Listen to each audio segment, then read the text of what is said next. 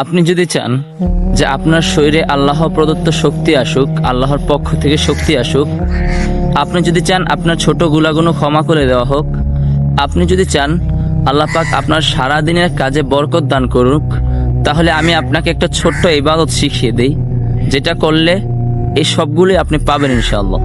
সেই ইবাদত কি? সেই ইবাদত হচ্ছে সলাতুদ দুহা বা চাশতের নামাজ আদায় করা। সেটা কি, কখন আদায় করতে হয় বা কয় রাকাত আদায় করতে হয়?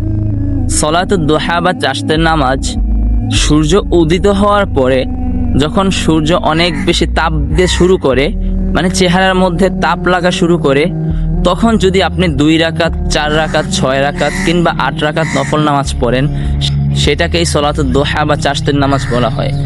এই নামাজ যদি আপনি প্রতিনিয়ত পড়তে পারেন, তাহলে আপনি আল্লাহর পক্ষ থেকে আপনার প্রত্যেকটা শরীরের জোড়ায় জোড়ায় সদকা করার সওয়াব পেয়ে যাবেন, শারীরিক শক্তি পাবেন, আল্লাহর পক্ষ থেকে আপনার সারাদিনের কাজের বরকত পাবেন এবং আপনার ছোট ছোট গুনাহগুলোকে ক্ষমা করে দেওয়া হবে। আজকে থেকে একটু একটু সময় খুঁজে বাহির করুন এবং এই ইবাদতটা শুরু করে দিন।